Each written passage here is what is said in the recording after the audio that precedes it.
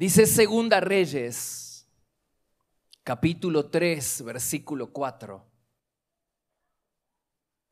Moab acostumbraba a pagar a Israel un tributo anual, pero un día se rebeló. Entonces el rey Jorán reunió el ejército de Israel y marchó desde Samaria. Ya en camino, envió este mensaje a Josafat, que era el rey de Judá: ¿saldrás conmigo a la batalla? Josafat le respondió: por supuesto. Además, el rey de Edom también se unió a ellos. Y Josafat preguntó: ¿acaso no hay ningún profeta del Señor con nosotros? Si es así, podemos preguntarle qué debemos hacer. Así que fueron a consultar a Eliseo.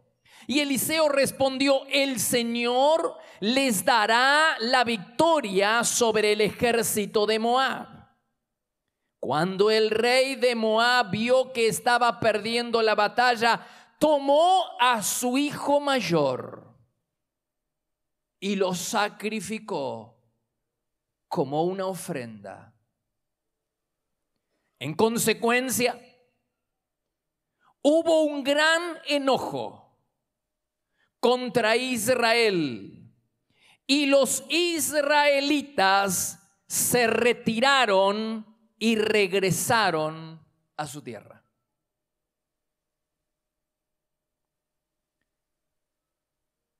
Moab le pagaba al rey de Israel un tributo, un impuesto anual.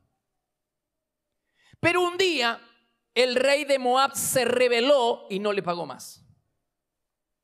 Entonces el rey de Israel unió fuerzas con el rey de Judá llamado Josafat y además con el rey de Edom, y los tres reyes, las tres naciones, salieron a pelear contra los moabitas y ganaron la guerra. Sin embargo, de repente sucede algo insólito. El rey de Moab tomó a su hijo mayor, el heredero al trono, para sacrificarlo a su dios Quemos. Y cuando él hizo eso, logró el favor de su Dios e Israel abandonó la batalla. En medio de una batalla física y humana, tuvo lugar una intervención espiritual que cambió el curso de la guerra. La adoración ofrecida por el rey de Moab a su dios pagano llamado Quemos inclinó el resultado de la guerra a favor de Moab. La adoración ofrecida por el rey de Moab inclinó el resultado de la batalla a su favor. Solo la intervención de un ser espiritual podría explicar el abandono de Israel. Humanamente hablando, era imposible que Israel perdiera la batalla. Es más, ya la había ganado. 3 ejércitos contra 1. Ya habían conquistado y penetrado aún las ciudades más fortificadas. Sin embargo, algo de repente, algo insólito cambia el curso de la batalla y los israelitas, que ya habían ganado la guerra, se vuelven a su tierra con las manos vacías. En definitiva, no ganaron porque el rey de Moab incluyó a su Dios en la batalla. El trono de las tinieblas se sostiene mediante la adoración de sus fieles seguidores. Cuando la adoración o el sacrificio aumenta el poder. No es lo mismo en el mundo demoníaco, en el mundo satánico, ofrecer un animal que ofrecer un niño. Hay rangos, categorías de adoración en el mundo satánico. El fruto de la tierra tiene un valor mínimo en la adoración delante de los demonios. Le sigue la sangre de los animales y finalmente la sangre humana, niños, vírgenes, sacerdotes, sangre de hijos o sangre real, la sangre del rey. El rey de Moab adoró a Satanás, ofreciendo lo más precioso que tenía, la vida de su hijo heredero al trono, no de cualquiera de sus hijos, sino del heredero al trono, del primogénito. Él adoró a Satanás, ofreciendo en adoración el hijo mayor, el heredero al trono. ¿Y por qué digo a Satanás? Porque el ídolo era Quemos, pero la adoración que estaba destinada no al ídolo, sino a los demonios que están detrás de los ídolos. Dice la Biblia en 1 Corintios capítulo 10, verso 20. Esos sacrificios se ofrecen a los demonios. El ídolo era Quemos, pero la adoración iba dirigida al Dios que estaba detrás de ese ídolo. El ídolo es el Gaucho Gil, pero detrás de esa estatua, detrás de esa bandera, detrás de esa fachada, detrás de esa imagen, la adoración que la gente le rinde al Gaucho Gil no va al ídolo Gaucho Gil, sino a los demonios que están detrás de ese ídolo. El destinatario de la adoración sigue siendo Satanás. El nombre del ídolo cambia. Hoy ya no es Quemos, hoy ya no es Moloch, hoy es el Gaucho Gil, hoy es San la Muerte, hoy es el aborto. El aborto es un ídolo, pero la adoración que la gente le ofrece, se la ofrece a los demonios que operan detrás de esos ídolos. Desgraciadamente los israelitas siguieron el ejemplo de las naciones paganas. Y dice en el Salmo 106, 37, sacrificaron a sus propios hijos a los demonios. Esta degradación comenzó con Salomón, ¿te acuerdas? El hombre que le construye un templo para que Dios sea honrado, también construye templo a Astarte, a Quemos, a Moloch y a todos los dioses que representaban sus esposas. Dice la Biblia en 1 Reyes capítulo 11, verso 5, que Salomón adoró a Moloch y construyó un templo para adorar a Quemos. Una vez abierta la puerta de la idolatría, fue muy difícil cerrarla. Ni siquiera los reyes buenos como Josías pudieron extirpar completamente la idolatría y la quema de niños al dios Quemos o al dios Moloch. Ezequiel comienza a predicar 16 años después de la muerte de Josías y él en su libro nos habla que todavía había sacrificio de niños en Israel. Una vez que tú le abres la puerta a la idolatría es difícil cerrarla. Por eso Levítico 22 dice: todo israelita que entregue a uno de sus hijos para quemarlo como sacrificio a Moloch será condenado a muerte. Este acto de entregar niños para ser sacrificado a los demonios era un acto detestable para Dios, un acto odioso a los ojos del Señor. Por eso se castigaba con la pena de muerte. Aquella persona que ofrecía a su niño a Moloch, a Quemos, a los demonios, era condenado a muerte. Es un acto detestable delante del Señor. El sacrificio de niños está vigente hoy en día. Se llama aborto. Los niños se entregan al dios aborto. Los ídolos pueden cambiar de nombre, pero el destinatario de la adoración sigue siendo el mismo demonio, el mismo Satanás. Por supuesto que las personas no tienen la intención manifiesta de adorar a los demonios, pero es eso lo que hacen según la Biblia. Y no solo que están ofreciendo sus niños al dios aborto, pero están adorando a Satanás, a quien va dirigida la adoración, sino que según Pablo, las personas que rinden homenaje a estos ídolos, al dios aborto, tienen interacción con los demonios. 1 Corintios 10:21 dice: no se puede beber de la copa en la cena del Señor y sentarse después en la mesa de Satanás. No se puede. No se puede comer pan de la mesa del Señor, tener comunión con Dios y al mismo tiempo estar en la mesa de Satanás. El hecho de que no sepamos que adoramos a los demonios no nos exime de culpa delante del Señor. Los ídolos cambian de nombre, pero el destinatario de la adoración sigue siendo el mismo Satanás. Ya no es Quemos, hoy es el dios aborto. Pero el destinatario de la adoración sigue siendo el mismo demonio.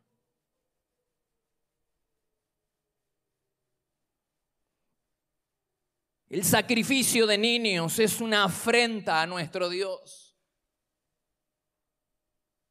Levítico 18:21 dice: no ofrezcas a ningún hijo tuyo como sacrificio a Moloc.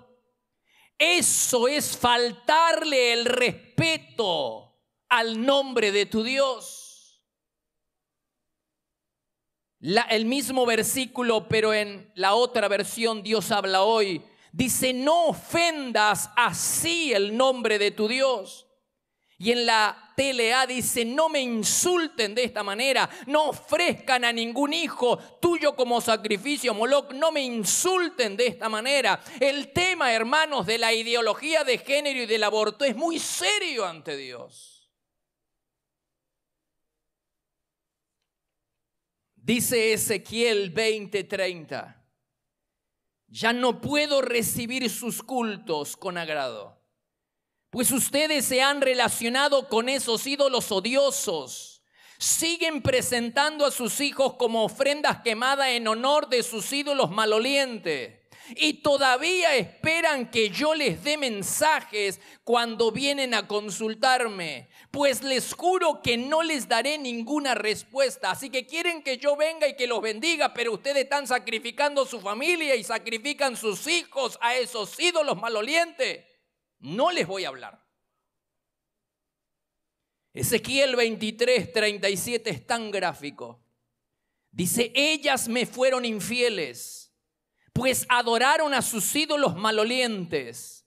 Además son asesinas, pues presentaron a nuestros hijos como ofrenda a esos ídolos. ¡Wow! ¡Qué fuerte! Está tan claro que el sacrificio de niños sigue existiendo hoy en día como en aquel tiempo. Ya no es a Quemos, ya no es a Moloc, ahora el Dios se llama aborto, pero el destinatario de esa ofrenda y de esa adoración es el mismísimo Satanás. Y Dios no quiere que participemos de esa adoración. Volvamos al pasaje que hemos leído al principio. El principio del fin para Israel llegó cuando Moab incluyó en su batalla a su Dios. Una guerra que era humana, una guerra que era simplemente militar, humana, física, se tornó en una guerra espiritual porque una de las partes, el rey de Moab, incluyó a su Dios mediante la adoración, el sacrificio de adoración que le dio a Satanás, sacrificando a su propio hijo. Hizo que su Dios interviniera en la guerra y su Dios hizo que la guerra se tornara en favor de Moab cuando ya estaban vencidos.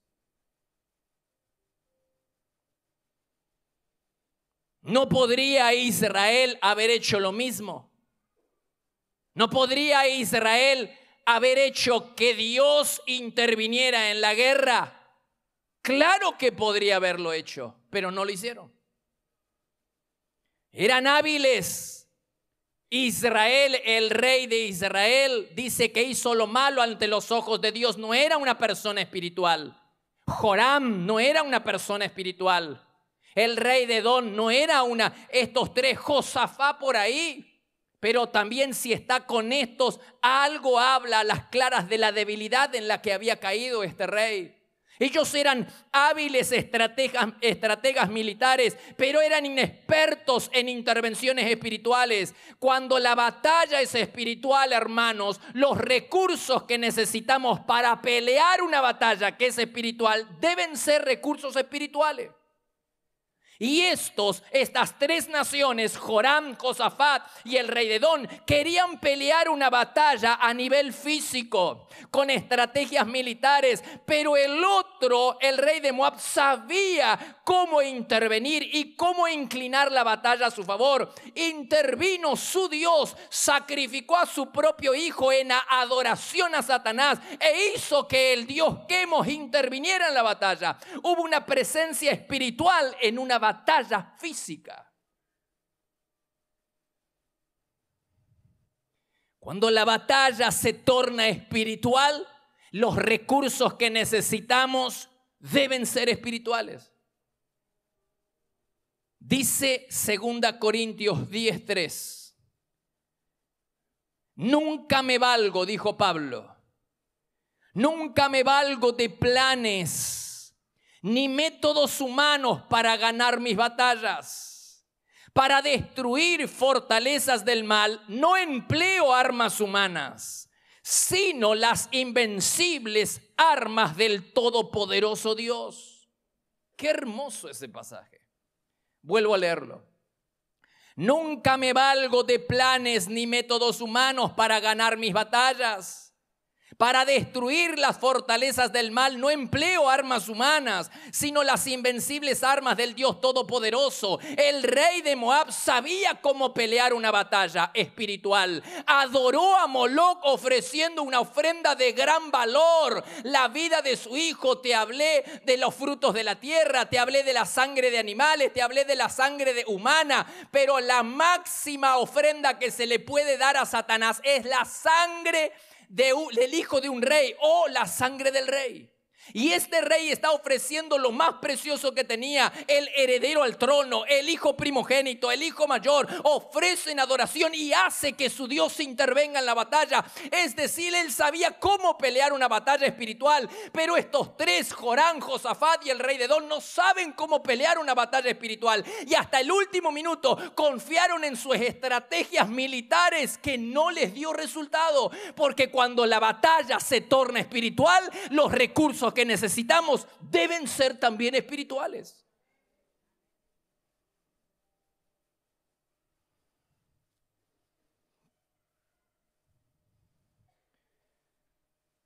Hay otro ejemplo en la Biblia de una batalla espiritual. Jueces capítulo 20. Hemos hablado mucho acerca de ese pasaje. Se menciona una guerra entre los israelitas y una potestad espiritual, una fortaleza espiritual sexual. Hay una guerra, pero es una guerra espiritual entre israelitas y una potestad espiritual sexual. Un levita y su concubina están de viaje. Y de repente pasan la noche, deciden pasar la noche en una ciudad llamada Gabá. Y hay un anciano que los hospeda en su casa y mientras disfrutan de la cena, algo tenebroso está a punto de suceder. Dice Jueces 19:22. Los hombres de aquella ciudad, hijos de Belial. Belial es Satanás. En el Nuevo Testamento Pablo nos aclara que Belial es Satanás. Estos eran hijos del diablo. Dice, los hombres de aquella ciudad, hijos de Belial, rodearon la casa, diciendo al viejo dueño de la casa: saca al hombre que tienes en tu casa, queremos tener relaciones sexuales con él. Ustedes conocen la historia, como estos depravados sexuales no pudieron violar, hombres que quieren violar a otro hombre, no pueden hacerlo, terminan violando a la esposa del levita. Eran hijos de Belial, dice la Biblia. Y Belial es Satanás. ¿Te das cuenta? Aquella potestad espiritual se hacía cada vez más fuerte a medida que sus fieles seguidores le rendían adoración mediante prácticas sexuales aberrantes. Siempre hay una relación muy estrecha entre el mundo demoníaco, el aborto, el sacrificio de niños y la adoración de Satanás. Hay una relación muy estrecha en eso. Y esta potestad se hacía cada vez más fuerte a medida que sus fieles seguidores le rendían adoración mediante prácticas sexuales aberrantes. Hoy en día la gente, jóvenes y no tan jóvenes, le rinden sacrificio a Satanás. Es una adoración. La práctica sexual aberrante fuera del diseño de Dios es una adoración a los demonios. La potestad se hace cada vez más fuerte porque esa potestad se nutre, se fortalece a medida que se lo adora cada vez más a través de esas prácticas sexuales aberrantes.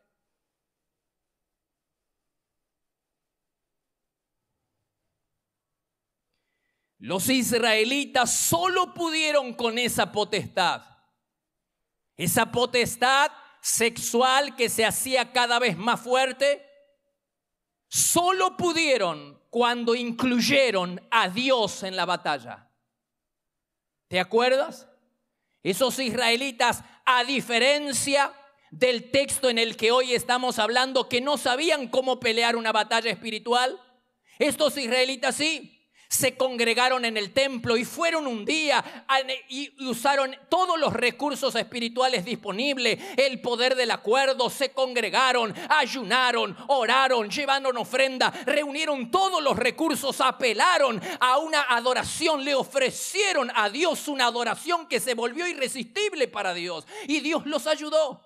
Ellos pelearon, solo pudieron contra esa fortaleza espiritual cuando incluyeron a Dios en la batalla mediante la adoración de sacrificio a través de disciplinas espirituales como la oración, el acuerdo, la congregación, el quebrantamiento, las lágrimas, el ayuno y la ofrenda. Cuando ellos apelaron a esos recursos e incluyeron a Dios en la batalla, ellos pudieron vencer esta fortaleza sexual espiritual.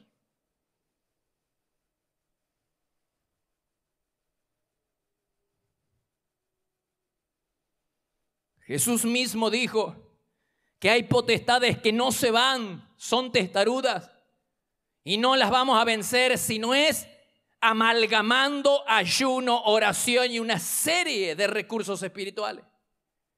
No se puede romper una fortaleza y anular una maldición con recursos humanos. No se puede sin Dios.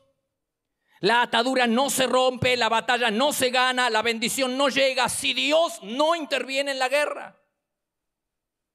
Joram, Josafat y el rey de Edom no hicieron nada para involucrar a Dios en la batalla. Confiaron hasta el último minuto en su poderío y habilidades militares. ¿Y cuál fue el resultado? Volvieron a casa con las manos vacías. La existencia de un reino maligno sobrenatural es una realidad y exige adoración, como recién lo veíamos con la pastora.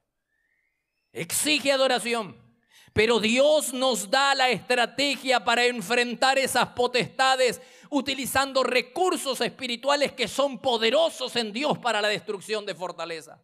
Por eso Pablo dice, vuelvo a leer 2 Corintios 10:4. Para destruir las fortalezas del mal, dijo Pablo, no empleo armas humanas, sino las invencibles armas del Todopoderoso Dios. Así como era humanamente imposible que Moab ganara la batalla, es imposible que una pequeña minoría sexual cambie la cosmovisión de una sociedad en tan pocos años. Pero lo están logrando. La ideología de género se hace cada vez más fuerte. Solo si aceptamos la idea de que existe una potestad espiritual detrás de este movimiento llamado ideología de género, entonces así vamos a entender el poder de la influencia que tiene. Solo si aceptamos que esta corriente ideológica llamada ideología de género, hay una potestad detrás de ese movimiento, vamos a entender la influencia, vamos a entender por qué tiene tanta influencia.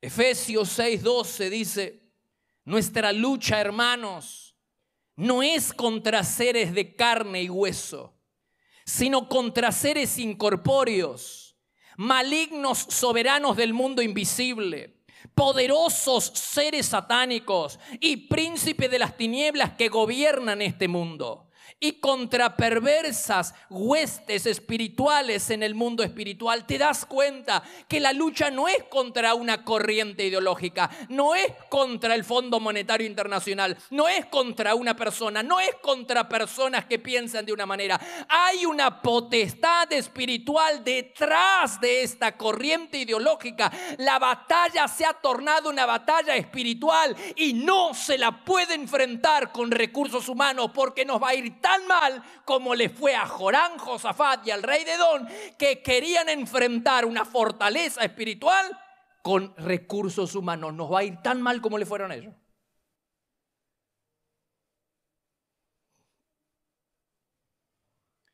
Esta fortaleza llamada ideología de género es cada vez más fuerte porque se alimenta de las ofrendas que le dan sus seguidores.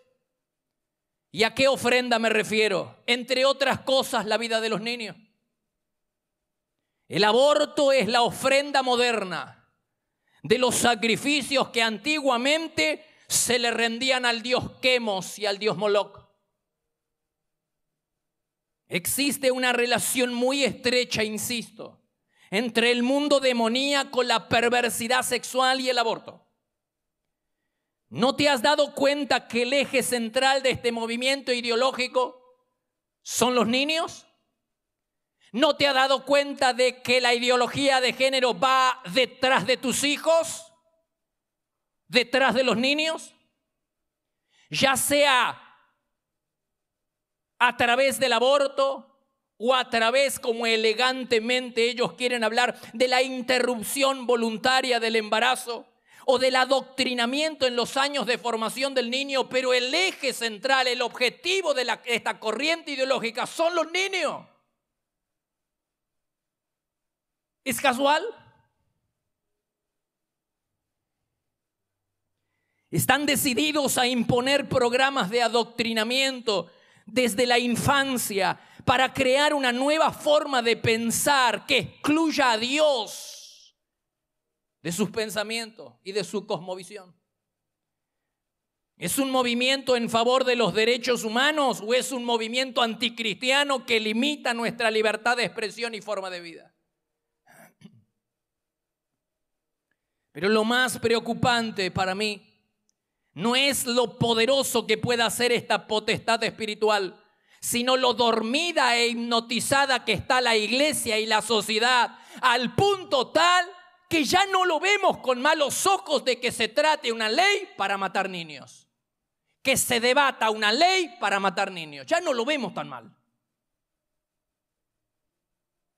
Qué hipnotizado que estamos y qué dormida que está la sociedad, que estamos debatiendo una ley para matar niños. La sociedad está desensibilizada al punto que hay ya colegios cristianos en el país que por temor a que se les quite una beca o por temor a que pierdan el apoyo financiero del gobierno o a que la escuela sea intervenida, por temor transaron con el gobierno e incorporaron contenidos que son abiertamente contrarios al diseño de Dios para la sexualidad, por el amor de Dios. Y todos somos culpables.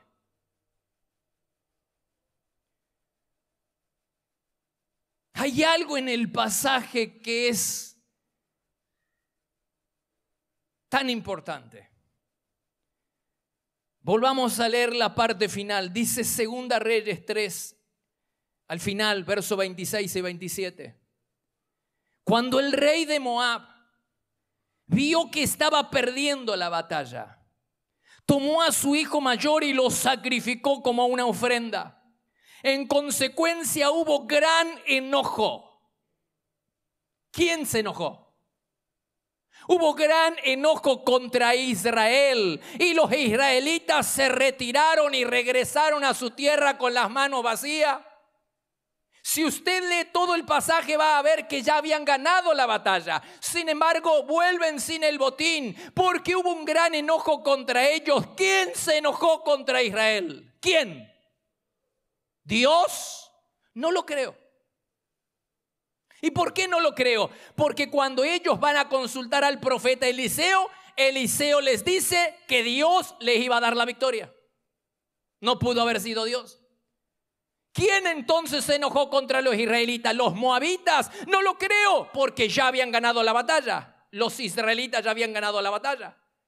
La única cosa, la única alternativa es que el diablo, esa potestad que estaba el dios Quemos, esa potestad, el enojo no puede ser sino del diablo. ¿No está también enojado hoy el diablo con la iglesia del Señor?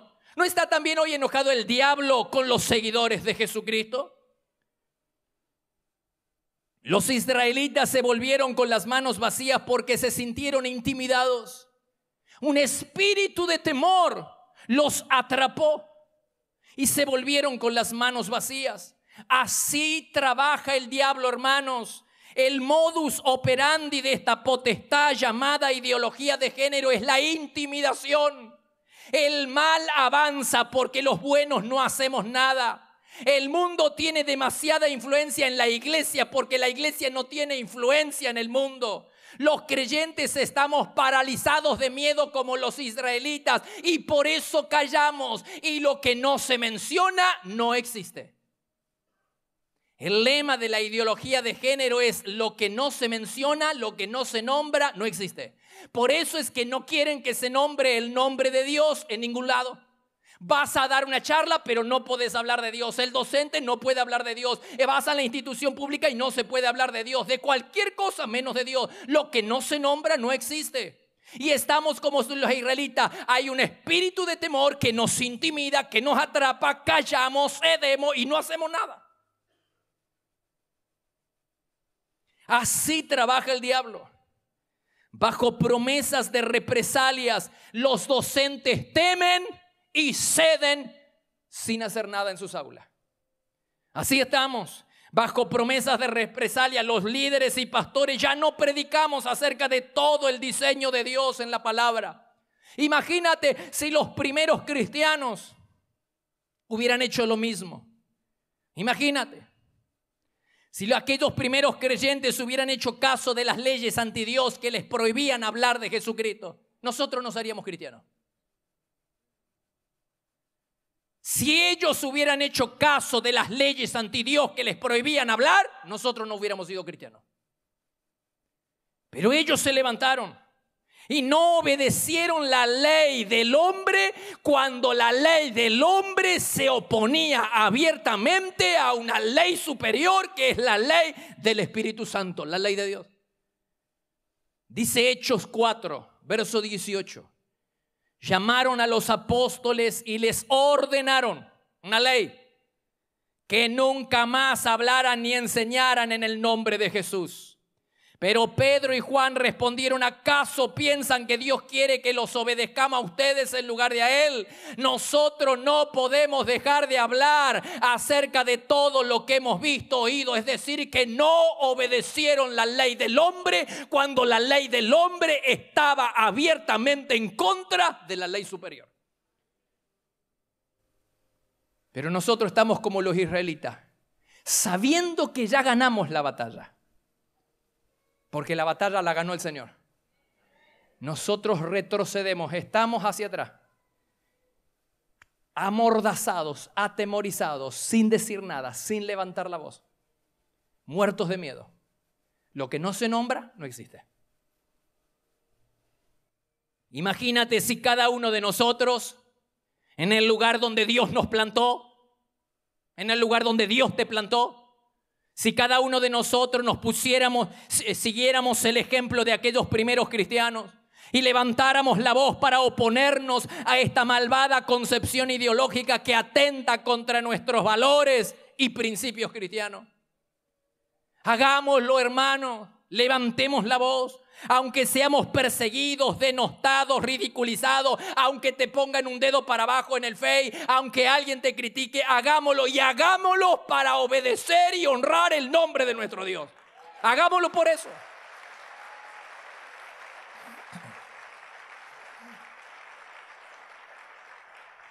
Dice Mateo 10:32, todo aquel que me reconozca en público aquí en la tierra, yo lo reconoceré delante de mi Padre en el cielo. Pero al que me niegue aquí en la tierra, también yo lo negaré delante de mi Padre en el cielo. Somos tan cobardes, usted y yo, somos tan cobardes como los padres del hijo ciego, los padres del muchacho ciego, a quien Jesús sanó. Dice que los fariseos le preguntaron, ¿quién lo sanó? Y por temor, dice la Biblia, que ellos dijeron, pregúntenle a él. Él tiene edad suficiente. Dice Juan capítulo 9, verso 20. Sus padres contestaron, sabemos que él es nuestro hijo y que nació ciego, pero no sabemos quién lo sanó. Pero era mentira. Pregúntenselo a él. Los padres dijeron esto por miedo. Igual que nosotros, a los líderes judíos, quienes habían anunciado que cualquiera que dijera que Jesús era el Mesías sería expulsado de la sinagoga. Hoy tenemos miedo y te amenazan que vas a perder el trabajo y entonces vas a una reunión de padres y los docentes tienen prohibido hablar. Y los padres temerosos crillantes no hablan. Y el líder y el pastor nunca predicamos del Salmo 23. Está bien, prediquemos, pero hay que predicar toda la palabra de Dios. Hay que anunciar, hay que denunciar el pecado. Esta es una corriente ideológica que atenta contra los principios. Un manto de oscuridad que se cierne sobre nuestra nación. Levantemos la voz en cuello y digamos, manifestemos que estamos en contra de esta ideología.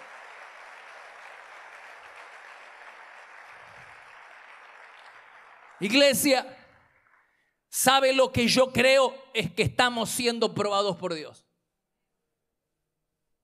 Que Dios nos mira. Te mira y me mira. Nos observa.